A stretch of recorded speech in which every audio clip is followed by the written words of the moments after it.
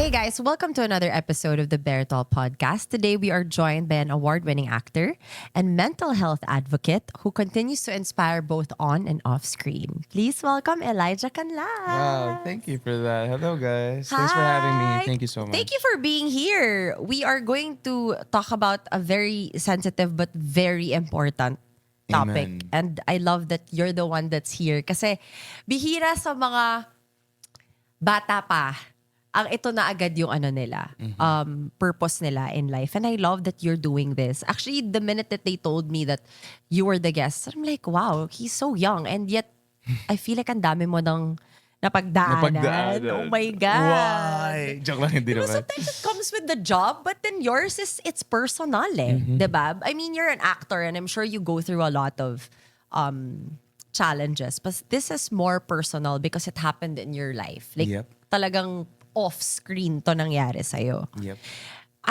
You're here because I want to learn more about your advocacy. You're a mental health advocate. And there's a story there. But I want you to, ikaw yung mag-share ng story mo. Sure. Let's go for it. So, We're gonna bear it all. we're gonna bear it all today. So, you've been very open about your mental health journey and the loss of your brother. I'm so sorry about that. But before anything else, how has this experience changed the way you see life today? That it's a serious thing that a lot of people still don't talk about. A lot of people still have stigma over it. It's still a taboo subject for some reason. Kahit 2026 na and ang dami na nating mga buhay na nawala. Yeah. We've lost so many lives because of the mental health epidemic, the Yeah. silent epidemic, Yeah. which is mental health struggles. So I'm here because I want to talk more about it because I think Yeah. that's how the stigma really starts, and that's why it's never going away because we never talk about it. I guess I don't know kung ego lang ba yan or shy tayo or it's just embarrassing for us, which are all valid, but I feel like we should talk more about our struggles, the things that are bothering us, especially mental health, dahil the more that we talk about it, the more na mawawala yung stigma. Yeah. And I feel like also because there are a lot of people who are afraid to talk about it because they don't know if they're saying the right, Right things, Because it's a yeah. very sensitive topic. It is. Even I myself, minsan nahihirapan ako to talk about it here on the Bear It All because you don't want to offend anybody. But I also struggle with my own. So I only get to share my own personal experiences. But yours, you have your own and you also have experiences with a family member, which is your brother. Yes. Do you mind telling Of your course. story? This happened when? The 2023? personal, Your personal my muna, personal. sige. I was diagnosed with severe depression in my teens. Wow. I think I was 16 or 17 at that time. I was going through a lot of trauma, I guess, when I was younger. And then I seek professional help. I was confined. And then after, I think, about a year, I got through it officially. Stopped. I was taking medication. And my family really helped me go through it at that time. So I got through it. And then a lot of years later, I have a younger brother named JM. 6 years yung agwat namin eh. So, I mean, close kami. Sobrang close kami kasi we're all brothers. Tatlo kami magkakapatid na guys. And we grew up in a very competitive household na really being pushed by the parents. I mean, I love my parents. Don't get me wrong. I love my parents. And they really helped us to be like... The take person the that you crap, are yeah, today. to be the person that we are today. So I'm grateful for that. But he was diagnosed with severe depression as well way back 2022. Very young age. Very, very young age. He was 16. Bad trip kasi nasa lock-in ako noon. I remember I was at a lock-in in Baguio. And then my brother, my kuya, texted me, we have a big problem. Oh, I go, what is my. it? Sabi niya, about JM. So I go, what about JM? Sabi niya, he's not okay. He's really not okay.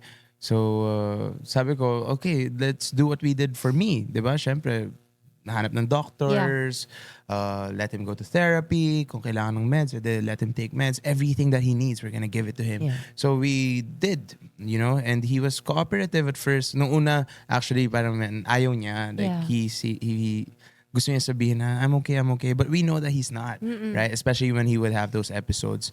So, he was taking those meds, he was taking therapy, and then a couple of months later, sabi niya, he's okay na. He felt like the meds weren't really helping anymore. And that's valid, right?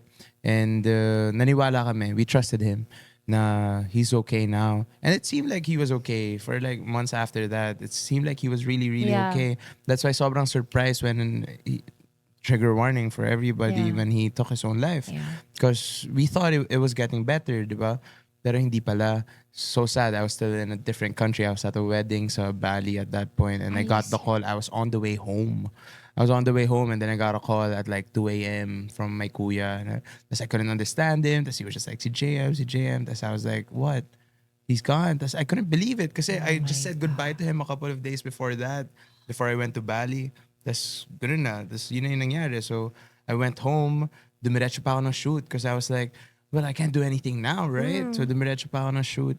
And then, yun nga, it was confirmed na wala na talaga siya. And that was the cause of his death. And we couldn't blame anybody but ourselves. Diba? At that point, syempre shock lang. Like, it felt like a nightmare. Yun lang yun. Like the next couple of weeks, months. Yeah. Parang hindi totoo lahat na nangyayari. You'd go home and then he's not there. Yeah. It's just a weird feeling. So, itong mental health journey na yan, ang dami kong pinagdaanan personally. And then now, we're going through this grief as a family. And initially, di namin alam anong gagawin namin sa buhay namin na. Yeah, oo. Right? Kasi How do you move forward? How do you move forward? You lost your youngest, Yeah. yung bunso nyo, nawala. We had very, very big dreams together, even together. And ako, like, as a kuya, he's one of my main inspirations. Siyempre, gusto ko siya mapag-aral sa nice school, give him all the clothes that he wants, the shoes that he wants, mga ganyan. So, ngayon wala yun. Parang anong gagawin natin sa buhay natin? And then, at some point, kami na family namin, di kami nag-uusap masyado.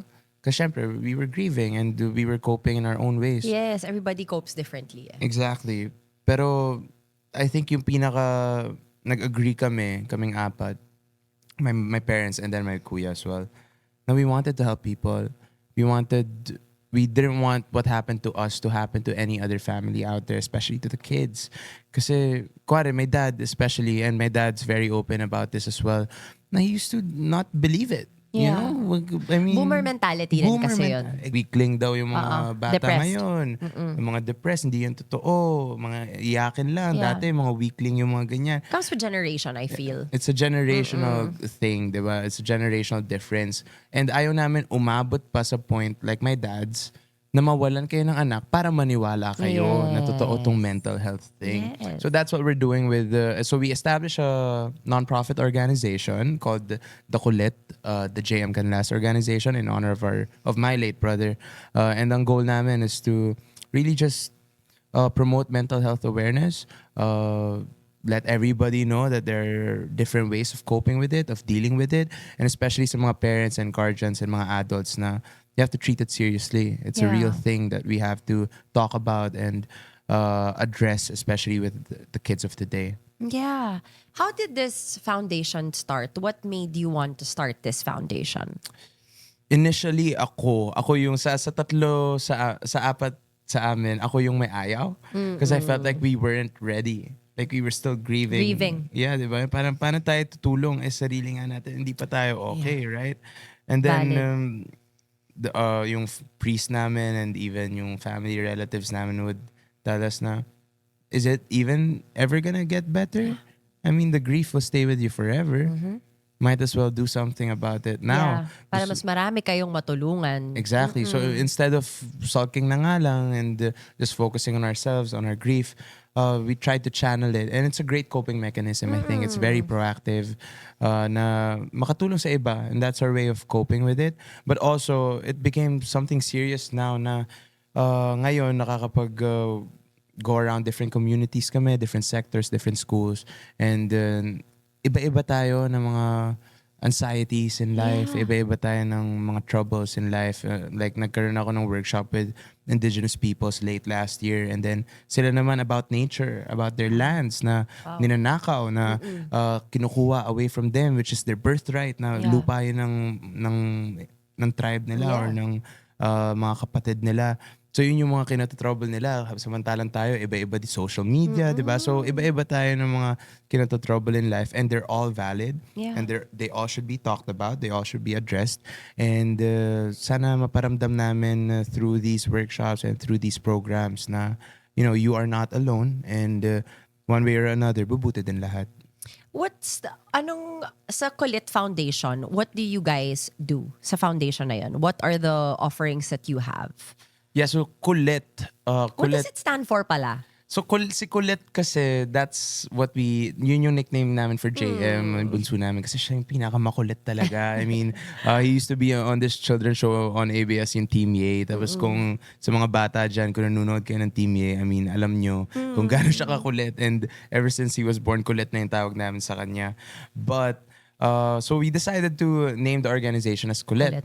But we wanted to put meaning on it, a twist on it. So Kulit, we turned it into an acronym for the mental health organization. It's called Kulit, which stands for K, Kalinga, U, Unawa, Linang sa Isip, at Taglay. Tapos all those different meanings, they have different programs as well. So sa Kalinga, it's more sa mga workshops and seminars for the kids themselves.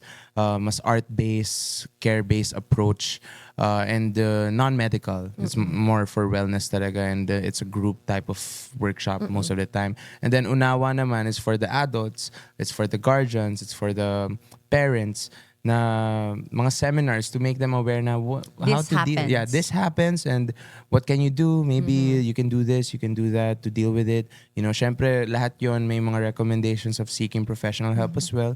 Pero may iba-iba din talagang ways of dealing with it. And then sa Linang sa Isip at Taglay, nandun naman kami sa activities, just play, you know? Like parang, saan ba tayo pinaka masaya? Saan ba tayo pinaka hindi malungkot? When we're playing, right? And where we're in that moment. So itong we have this annual badminton cup thing, and we're on our 3rd year now. It's called the Kulit, the JM Canlas Badminton Cup. 3rd year na namin ngayon, and padami yung mga sumasali sa amin, which is great. Kasi madami ding sumasali na gusto lang maglaro ng badminton. Hindi nila alam na it's a mental health awareness thing. So kapag sumali sila, they play 1 or 2 games, biglang may mental health talk. Parang, Ano nangyari? Naglalaro lang tayo eh. And then matutuwa sila na it's for a cause naman din pala, and then they learn something along the process.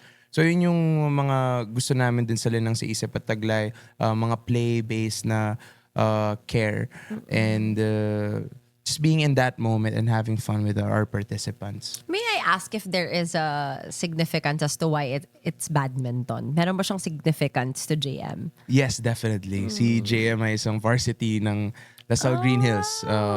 I think that was senior high school, nung high school siya. Varsity player siya ng badminton. And even us, pinalaki kami trying to be athletic. Kasi, I mean, artists kami now, right? So, yung dad ko wanted us to be athletes kasi 3 boys kami. So, yun yung dream niya talaga for us. So, pinag-train niya kami sa mga Milo, ganyan-ganyan. Badminton yung nag-excel kami, I guess, na sport. Kami magkakapatid. And then si JM was the best among us 3. Sobrang galing niya. And talo kami lagi sa kanya. Tapos yung mga last days niya, literal, my last memory of him, aside from the fact that I said goodbye to him before leaving for the airport, was I brought him to Upper Deck in Ortigas. Doon siya nagtitrain ng badminton. Yun yung isa sa mga last memories ko sa kanya. Kasi ganoon lagi lang yung bonding namin. Badminton. So this is our way of honoring him. I love that. I love that everything you do is in memory of him. Like, to honor him. Why not? Right? Yeah, I mean, as you should. Because, you know, there are a lot of people who struggle with this and that they can't talk about it with anybody. Because, like you said, there are some parents that are still very in denial about this. And speaking of that, mental health conversations are becoming more common now. But still, a lot of people struggle with it in silence. And it doesn't help that a lot of people are in denial about it. Or kung hindi nga in denial, against it pa. Or they totally dismiss deny. It talaga. Dismiss it. But it's happening. This is real life. And I feel like the more we deny it, the more we're gonna lose a lot of lives. And you starting this, plus you have a platform, you're an actor. So parang yung reach ng foundation mo, mas lumalaki, mas lumalawak. And parang ano na rin to, parang fan service. Isipin mo na lang yon na, diba, ba? Yeah, I thought about that too. Kasi ako, very private person ako. If there are people there who follow me, I barely post. Yeah. And they barely know anything about me and aside from the stuff that I promote. Yeah. So parang, ito yung isa sa mga bagay na kaya ko maging open, maging vulnerable about it. And I feel like it's important. Yeah. And syempre, coming from me who really went through it, especially going through the grief as well right now, parang siguro may chance na makinig sila dahil I'm a guy who really went through it. Yeah. Tsaka ibang klase yung fan service na ginagawa mo. It's not for fan service, but in a sense, it could relate to it because you're actually using your platform in a good way. Merong advocacy dun sa platform mo. Ginagamit mo siya ng maayos. Responsible ka in that Thank sense. you. Diba? Thank you. Yeah. I love that for you. I really love that for you. So when did you realize that mental health was something that you wanted to speak openly about? Being it's taboo or people are in denial about it or they don't really know how to talk about mental health. When was this before JM passed or after? After. Kasi sabi ko nga, I went through it personally and I just wanted to forget about it. Yeah. Actually, like ayoko na alalahanan na I went through all of that. And, kanya-kanya naman tayo and we all deal with it differently. So parang feeling ko wala naman ako maaambag. I mean, I'm just one of the lucky ones who got to survive it. Parang ganun lang yung view ko of it. But now that my brother passed away, parang it would be a disservice to him not to really talk about it now and to just shut up about it and move on. Parang how can you move on Yeah. from something like that, diba? I Parang, don't think you ever can. you could never. You can never can. That's my brother, and mahal na mahal ko yun with all my body and my heart. And now that he's gone, parang ayoko mangyari to anybody else, lahat ng mga families. And ngayon na may organization kami, marami nag-reach out, marami nag-open up about similar experiences. Parents even coming to us na, our kids are going through the same thing. My kid is going through the same thing. So, magkakaroon ng tulungan, magkakaroon ng conversation, and then we can move forward and find ways to help each other. Yeah. May I ask, what is your opinion on parents that are in denial about mental health issues? I understand it. It's valid in a way na may generational differences, and at the same time, nandun yung parental lens eh. Parang you can't accept the fact na you're There's the something parent wrong. of this kid na who's really going through something. So parang wala namang ginagawa. Siyempre, yung parents tend to get defensive na, hey, I'm giving you everything, I make you study to a nice school. I Yeah. give you everything that you want. Ganyan. Why are you sad? Parang imposible. Ako, I didn't have what you had. Di ba? Ang dami ng ganun. So, That's the thing, we also don't know. yeah, we didn't know all of that. No, that's the thing about mental health. We can't answer that question because we also don't know why we're going through this, and we know we have a good life or we know like things are going well. That's the freaking problem. That we don't know why. And if you say more na parang I'm giving you everything, it sounds like you're being gaslit which makes it worse. Exactly. Diba? Okay, sorry, so, go parang on. in that way, parang mas mabuti na lang to view whatever your children or kung sino man, loved one na yan, kung anong pinagdadaanan nila, view it with empathy, view it with grace, and try to really put yourself in their shoes kung ano ba nangyayari. But to your point, ano yan di ba? Hormonal imbalance yung Yes. ganyan Madami There's an tayong... imbalance. There's an imbalance. There's science can back this up, guys. Search mental health. It's a real sickness. So, ang masabi ko na lang ay kung hindi nyo naunawaan, sana wag nyo paramdam sa taong mahal nyo na hindi nyo siya naunawaan. Wag nyo paramdam na sinungaling siya. Wag nyo paramdam Wag nyo i-gaslight. wag nyo i-gaslight. Exactly. Wag nyo i-gaslight. Seek professional help. Kung hindi talaga kaya, ask somebody who's more capable maybe. Hindi naman kailangan akuin din that's something that I learned also na parang, we always preach na listen to whatever they're going through. Be kind to them. Give advice. First of all, don't give advice unless they ask you for advice. Yes. Diba? Wag yung unsolicited advice. Second, parang hayaan nyo lang na mag-open up yung tao, and then hindi mo kailangan akuin yung lahat kasi sometimes kung sabihin ng tao na just keep it a secret, atin lang to, I'm not okay, ganyan. What if you're not present all the time? Like paano ka, like you have to tell someone, a guardian or a parent or someone who's in charge na she just told me, she just told me na they're going through something. I'm not gonna be here for the next week, so can you please look after them? You know, that's what we owe to each other. We coexist in this world, and I think there's a reason for that. So dapat alagaan natin yung isa't isa. Oo. Di tsaka ang hirap din to, it's already hard that we can't tell what the imbalance is and what's going on in our heads. As kung frustrated ka, mas frustrated yung tao that's dealing with Ang it. hirap i-articulate. Ang hirap. Like, even if we try to explain it to you or dumb it down for you, the fact we can't even explain it fully. Kahit scientific, kahit maglabas ka pa ng research yung iba-iba tayong nararamdaman Exactly, yeah. So it's more of like, minsan ako personally when I deal with it, I just want someone to listen.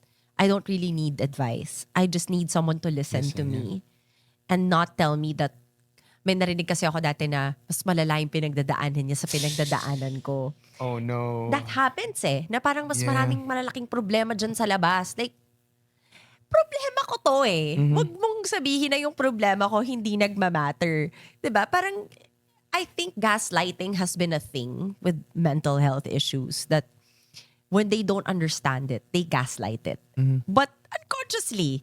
But I always feel like with grace, baka it's a generational thing. I just have to keep an open mind. But some people who struggle with mental health can't think that way. They cannot. Hindi na nga nila alam kung ano yung pinagdadaanan nila. Iintindihin pala kayo. Gusto mo pati kayo intindihin pa. Ano ba naman, di ba? Pero guilty ako dyan kasi I remember nung sinabi sa akin nga na my brother was going through something. Tapos nahirapan siya. Tapos he would have the trigger warning again. He would have attempts and all of that. I never invalidated it. Yeah. Always believed it. Never doubted it naman. Pero nako-compare ko siya sa pinagdaanan ko. Mo. Kasi you got through it Yes, I got through it. So sabi ko, hindi naman kasing lala ng pinagdaanan ko. So he's gonna get through this. Yes. But he didn't. So, sinong mukhang tanga ngayon, di ba? Ako yun. So I have no one else to blame but myself. And take it from me, like, wag natin i-compare yung mga problems natin. Iba-iba tayo ng capabilities on how to handle certain things. We all cope with things differently, even with grief. And kanina nga kinikwento ko sa kanya, grief comes in many forms. Sometimes in the most random moments and the most intimate moments in your life. Minsan minsan ang grief habang naliligo ko. Alam mo kung bakit? Mag-isa lang ako Mag-isa lang ako. Yeah.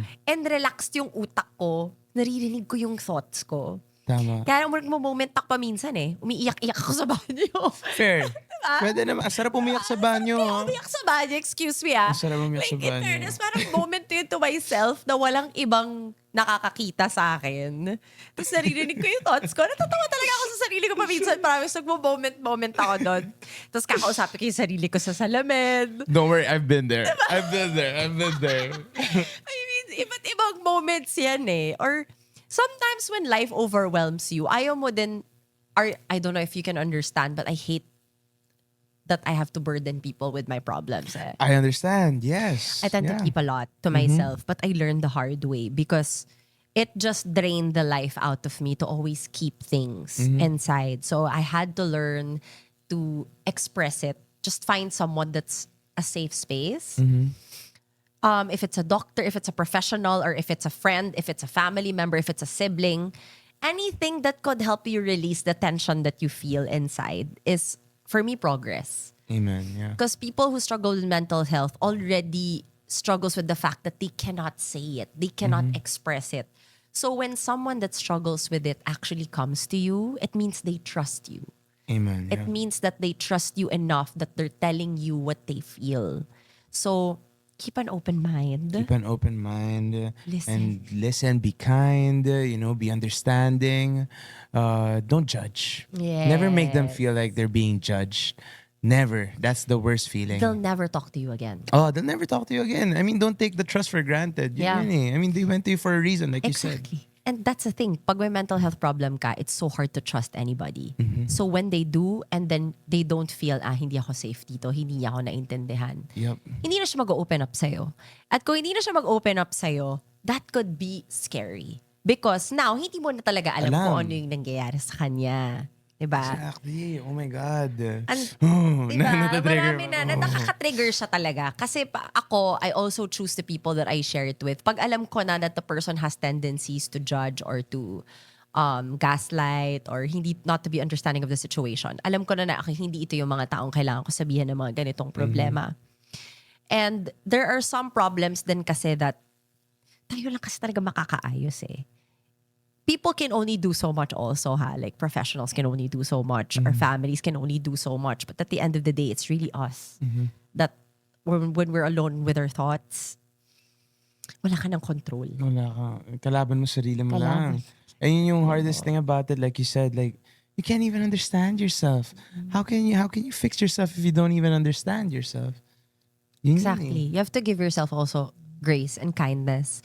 Kasi I think we put that pressure in ourselves na bakit ko ba to iniisip? Like ayoko na to, pagod na ako.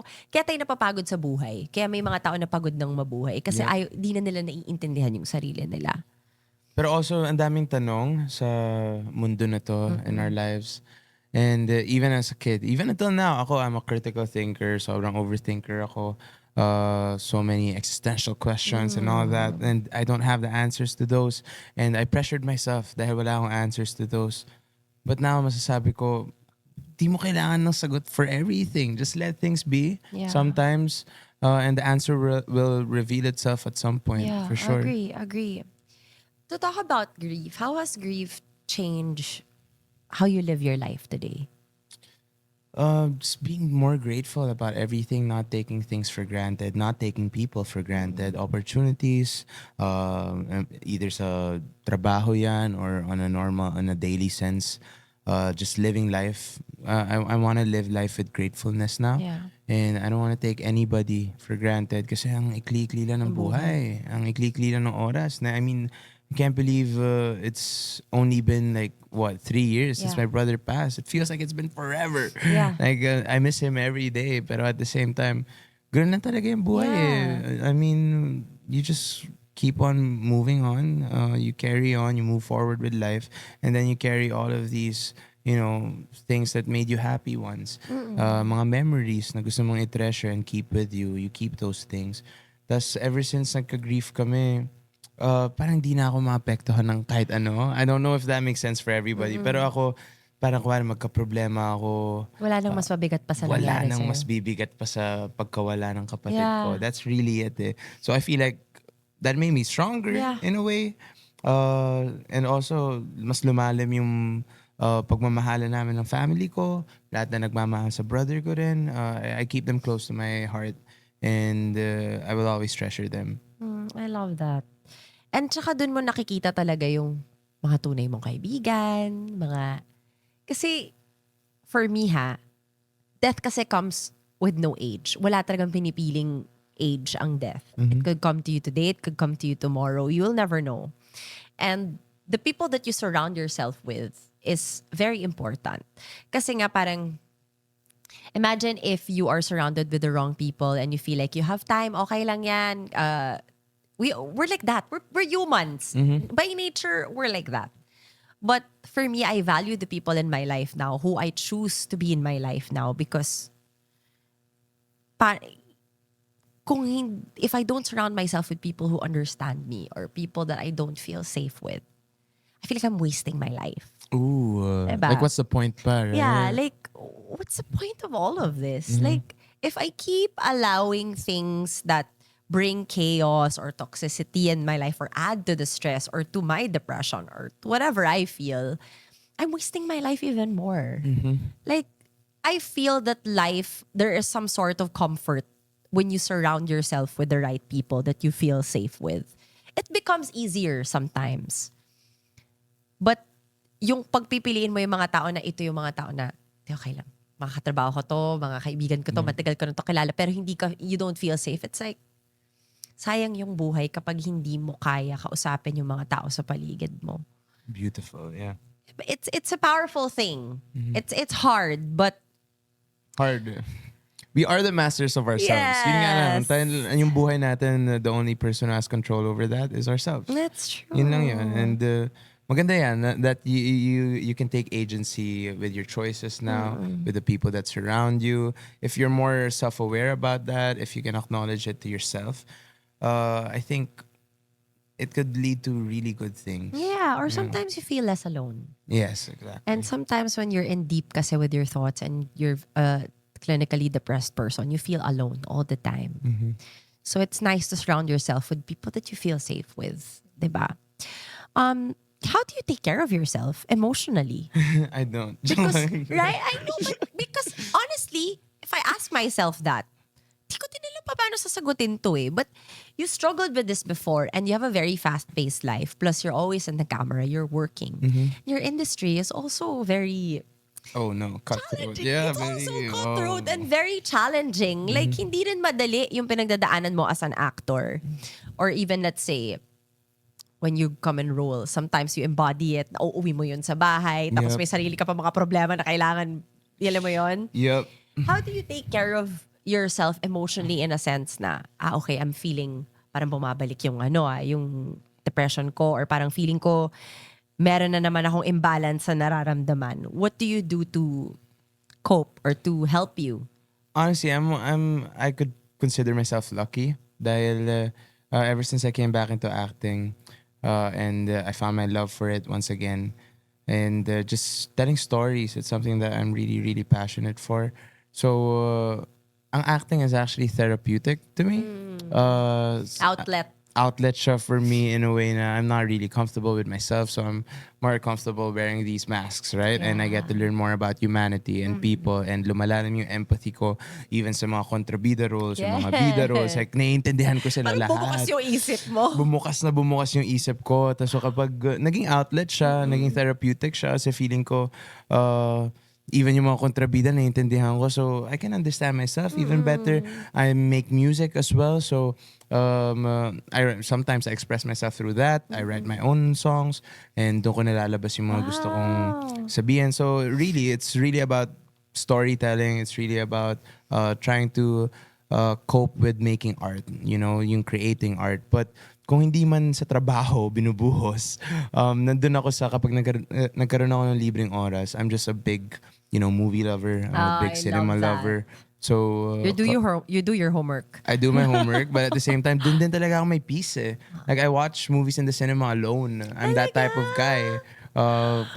Even in between, like parang 2 to 4 wala akong gagawin. Manood ako movie. Nanonood ako movie, punta ako sinehan, manonood ako movie. Tapos, ang saya ko, kalmado lang ako. I'm just focused on whatever I'm watching, and that really gives me Introvert peace. ka ba? Are you an introvert? I'm an ambivert. I'm an ambivert. Yeah, Yes. same. I just don't look it, but I am. I believe you. I have believe you. social anxiety sometimes. And even if I come from a family of actors, I think that's why I have social anxiety. That's probably why. That's probably Iba actors eh. Medyo mahirap din. Lalo na kapag sobrang daming tao. It's like, wait lang, ano sasabihin ko? Para tayo magkakaroon ng conversation. But I love it. At least you get to, para kang chameleon. You get may on and off switch ka rin. So I think in that sense, I connect with you. Na parang, okay, yeah, I can be sociable, but I can also retreat and do my own. Ambiverts. Let's go. I know. Let's go, Like, ambiverts. dumadami tayo in fairness. Dapat lang. Let's have Dumadami control. talaga Let's have tayo. control. After everything that happened, how did you bring yourself to go back to work? Kasi medyo mahirap yun, ha? Like, My God. I'm sure it was a struggle for you. It really was. I think I've told this story, pero I'm okay to tell it again. Galing nga akong wedding when I found out about it. So I was at the airport on the way home.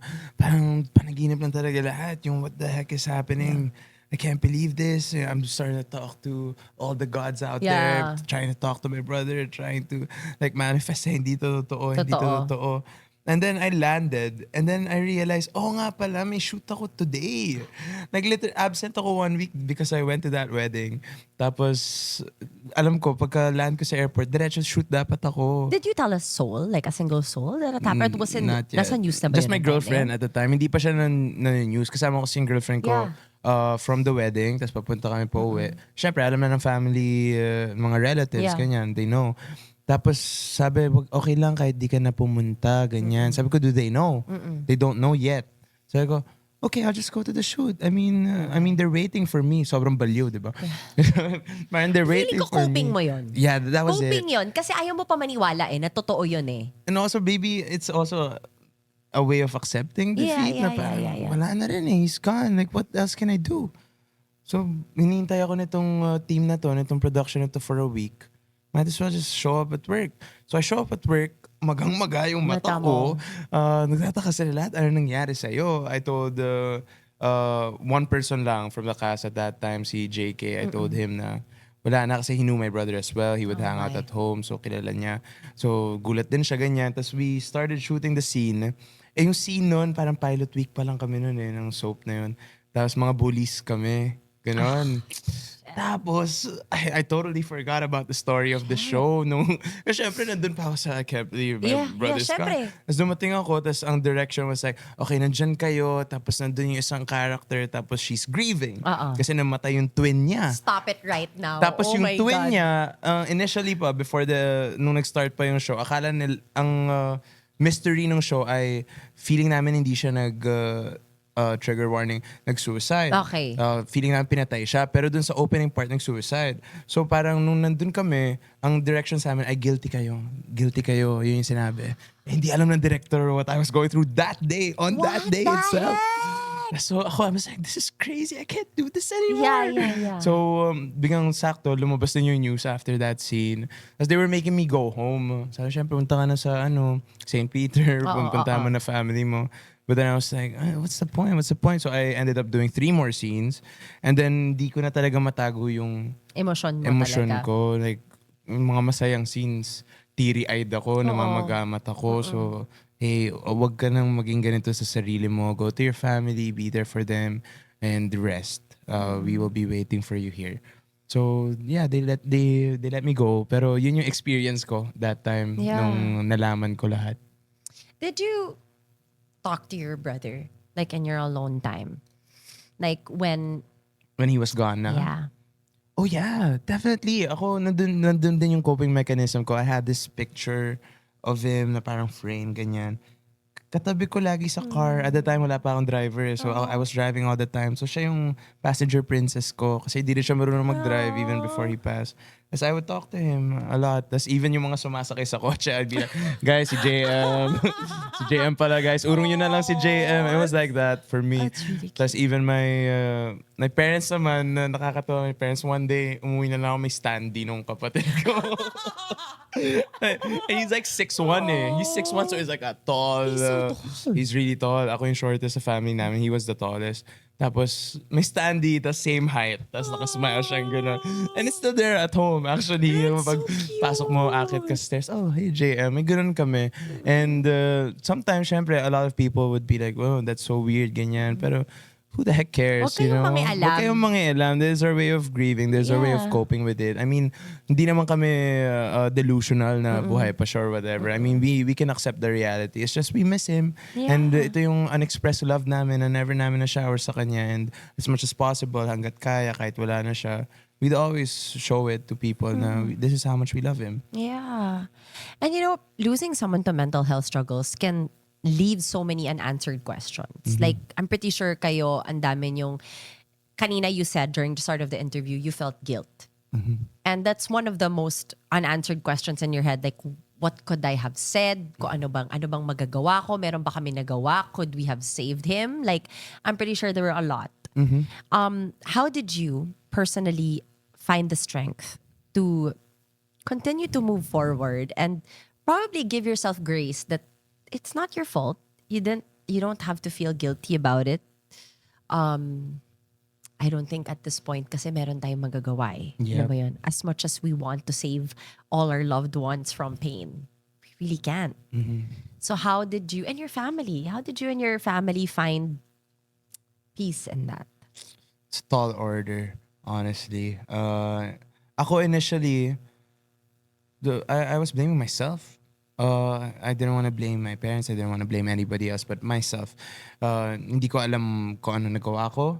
I didn't have the answers to why. Basta alam ko lang that maybe I didn't do enough. Because if my family was able to save me, bakit di namin naligtas yung brother ko? Yeah. It was like, we really tried, and I never blamed JM. I never blamed him for his decision. And I was like, kasalanan ko talaga to lahat. May mga ganun na, syempre, especially nung fresh na fresh pa. And then, umabot ako sa point na nabasa namin one of the letters kasi he had like a lot of attempts. And then one of the last letters that he wrote was he was apologizing and then he was thanking us for everything, blah, blah, blah, blah, blah. And then may sinabi siya na parang don't be too hard on yourselves. A non-verbatim na to, syempre. Don't be too hard on yourselves. This is my decision. It's not anybody's fault. It's just it's too dark. It's already too dark and this is my way of finding solace, finding peace. So, nandun, sabi niya, just trust him, right? I mean, I'm not telling you guys to, trust that or whatever. Pero, sinasabi ko lang, that's the way I started to accept it. I had to be honest with myself that I did do things The wrong. best that you could also. I did the best that I could, but meron din akong mga pagkukulang. Meron akong mga mali na moments. Like, especially may mga times na magpa-flashback sa akin, oh no, like months before that, I fought him, ganyan, ganyan, ganyan. Naayos naman namin and all that. Pero still, I'm sure that played a part in his decision. Mga ganun na yung mga nasa isip ko. And I just had to accept it na, yeah, baka nga may kinalaman ka, may inambag ka dun sa decision na yon, may pagkukulang ka or whatever. And then when I accepted it, that's when I forgave myself. You have to forgive yourself also. You don't Yes. just have to forgive him. You don't just have to forgive your family. You have to forgive yourself also. Kasi it wasn't an easy thing what we went through, what we're going through. And yung guilt, it's always gonna be a part of it. And it's nice to acknowledge it, para you can Yes. learn from it and Don't then be in be denial better. about it. Yeah. Think, express it, deal with it head on. Because ikaw din, magsasuffer din yung mental health mo kasi. Yes. If you also keep blaming yourself. And I feel for your parents because as parents, as a parent also, I feel like I'm also going to, if I were in their position, marami din akong maiisip na, ano ba nagawa ko? Paano ko masisave? Paano ko yung ganyan? I'm sure iba naman yung grief ng parents mo. Oh, yeah. Iba Yeah. naman yun. Iba naman yung pinagdadaanan nila. They come from a place na anak ko to eh. Ako gumawa nito eh. Bunso nila yun. Bunso ko to eh. Yeah. Iba naman yun. Iba ang grief ng sibling at iba ang grief ng mga magulang. Yeah. Diba? So, what are some ways people can better support their friends or loved ones who may be struggling silently? I think it's just being present. Like you said, like a lot of people, gusto nila iba yung pag-handle din sa kanila. Yung iba ayaw mag-open up. Yung iba they just want to maybe just play Yes. sports or watch a movie or just have fun and maybe distract themselves from it. Yung iba gusto talaga ng kausap, gusto talagang ma-express, gusto ng advice, iba-iba. So, feeling ko, the first step would be to just be present. If they ask for you, why not just be there? You don't have to talk about it immediately. You don't have to talk about the specifics. And you don't have to give advice and have the answers all in one spot. Just being present is already a big deal. It shows support, it shows care, and it shows love. And yung tatlong yun, that's enough to keep a person alive, I think. Care, love, and support. I believe that truly. That's powerful. I love that. Thank you for sharing that. And if someone is listening right now, dito sa episode natin, which is someone that's going through a very difficult mental state right now, what would you want them to hear from you? What advice can you give them? I mean, I hear you. I feel you guys. And whatever you're going through, it's valid. Don't let anyone tell you na OA ka lang, na weak ka, na iyakin ka lang, and just brush it off, iyak mo, tas okay na yan. Don't let anybody, wag ka maniwala doon. Wag ka makikinig sa mga ganun. Whatever you're going through, it's valid. But also, I would love to urge you guys to not give up just yet. And have some hope. Naniniwala ako one way or another, bubuti din talaga lahat.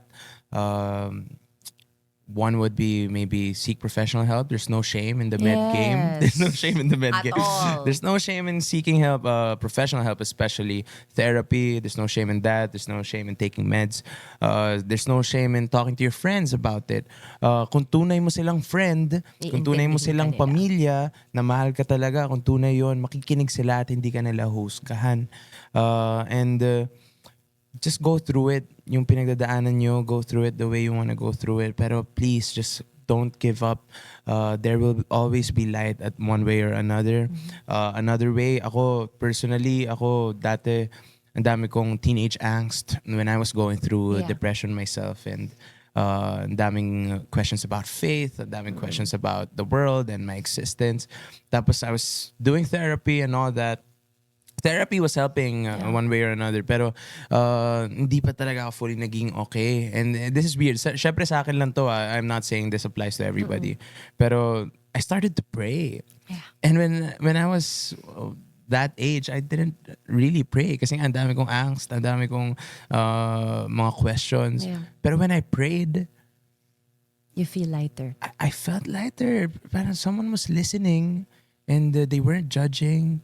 And it felt like they cared. Yeah. Tapos wala naman sumasagot sa'yo, di ba? Wala naman sumasagot sa'yo. But then like umiiyak na ako. Yeah.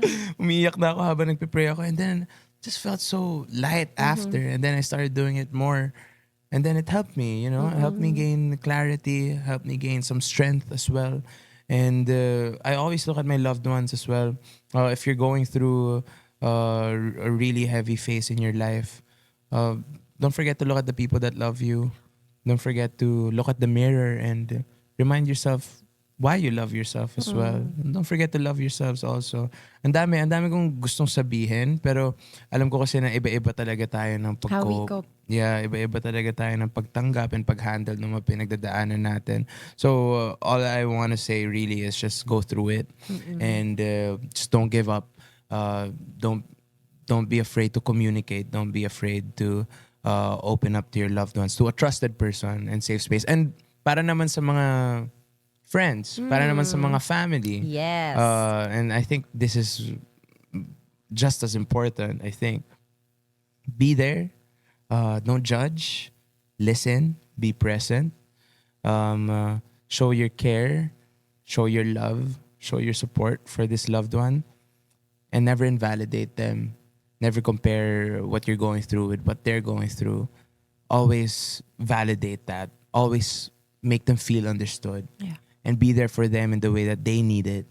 Because this is what we owe to each other. I mean, we're Yes. responsible for each other. I mean, privileged pa nga tayo that we get to talk about it now. Paano yung mga hindi na nakapag-communicate nito?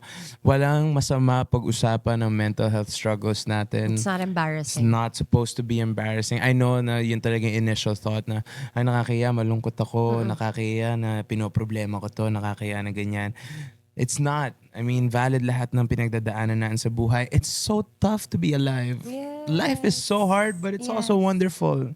I mean, and that's the beauty and the curse of it. So we just have to go through it day by day, minute by minute, second by second. One day Just at a time. One day at a time. And be there for each other. Yun talaga yun. And I feel also like you guys are not a burden. Hindi kayo pabigat. Saying what you feel, saying kung anong nasa isip nyo, kung may pinagdadaanan kayo, hindi kayo pabigat. Maraming nagmamahal sa inyo na readyng makinig sa inyo. Just take that step by telling someone how you feel. It starts there normally. And I just hope yung sasabihan nyo as a perfect person. Yun lang naman yung pinagdadasal ko talaga paminsan. Sa lahat, diba? Importante din yung point mo kanina na you choose the people that you surround yourself with. Yun eh. Parang kapag hindi sila ready, hindi naman ibig sabihin nun, hindi ka nila mahal din siguro agad. Baka may pinagdadaanan lang din sila or they're not equipped. They don't have the patience, the understanding yet at this point in their lives. So, just find that person. Yeah. May darating yan for sure na tunay na nagmamahal sa'yo at tunay na makakaunawa sa'yo. I love that. So here's my last question for you. Oh. If your brother could see everything you're doing today, the advocacy, the organization, the badminton cup, everything, what do you think he would say? And do you want to tell him anything? Like a message? Oh, man. even when he was still here, he never failed to make me feel his support. Kung gaano siya ka-proud sa akin. Every time I'd win something or a movie would show, he'd always be the first. Kasi yung kuya ko mas critical naman sa akin. Parang, you should have done this, you should have done Yeah. that. Which I'm also grateful for. I mean, Yeah. siya talaga yung trusted. Competitive talaga kayo. Competitive. And yung notes niya, kasi we're all actors. So, tatanggapin ko talaga yung mga notes na gano'n. But my brother, si JM, sobrang bilib na bilib lang sa akin yun eh. I mean, every time, sobrang lambing. He would kiss me, ganyan. He would hug me and tell me na he's proud of me. He would do live streams of whatever. And then, papakita niya lang yung mga achievements ko sa buhay. He's that type of brother. And kami, yung kuya namin yung strict, kami dalawa yung sa kalokohan. So kapag kailangan niya tumakas, ako yung lalapitan niya. So JM, miss na miss ko na yun. Miss na miss ko na yung mga kalokohan mo, yung pagtakas mo, yung pag-cover ko for you. Miss na miss ko lahat ng mga moments. Alam ko na you're at peace now. Alam ko na hopefully, hindi ko alam, pero hopefully masaya ka and you're in a better place. And I just want you to know that we will never forget about you. We will always have love for you. We will always love you the most. And everything I do personally is for you. Everything that I do is inspired because of you. JM, nakapag na-release ko na yung album. Kasi like, may 10 tracks sa album and 6 of those tracks he got to hear pa. And he was always the most supportive. He's like, Kuya, ang ganda. He's like that. Or some Konyo way. Kasi Konyo yun. pero ganun siya. So it's out now. I mean, sana you're bumping to it up there. Sana you're vibing. Make your friends listen to it. Sana proud ka. I just want to make you proud all the time. Everything I do is for you. Sana marami kaming matulungan in your name, in honor of you. Through the Kulit organization, sana naiintindihan mo kung bakit namin din gustong gawin tong Kulit.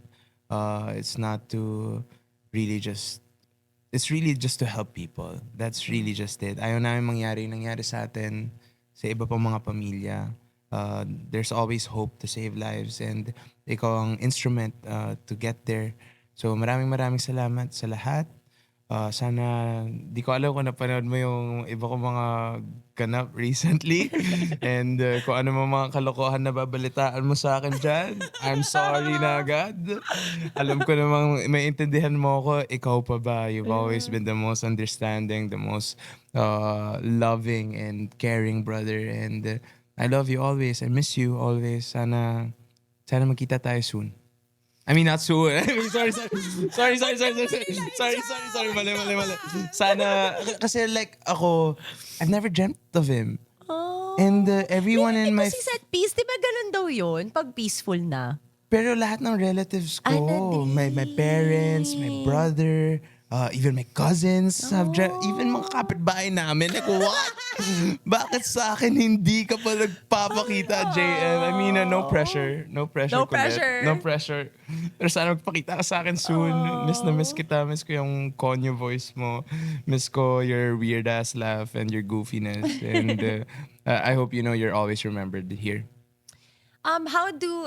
Paano if they want to join the foundation or the organization? They can or volunteer. They need help? Yes. Yeah, so for more information, the third JM Canlas Badminton Cup is happening on March 21 to 22. That's happening at the Don Antonio Sports Complex. If you want to register, please visit our social media sites or go to our website, www.kulit.org. If you want to volunteer for our programs, if you have a community or sector that you'd love for us to visit and hold these workshops and these programs and help these people and become more aware about mental health, please just shoot us an email at jm@kulit.org. Nandiyan yung mga details somewhere there. Yeah, we're gonna put it It's there. there. Thank you so much. Thank you, guys. Thank you, Elijah, for sharing your story. It's Thank an you so honor to much. meet you. It's an honor also. I'm in awe of you. Oh, no. Like, I'm in awe in a sense that you're very smart and so mature for your age. And I'm so glad that you're doing this because a lot of people look up to you. So I already know na marami ka nang natulungan and I pray na mas marami ka pang matulungan. Amen. I hope so too. Thank you for your that. time. Thank you so much Thank you so much. for this, guys. Thank you so much. I hope you guys enjoyed this episode and I'll see you on the next one. Bye.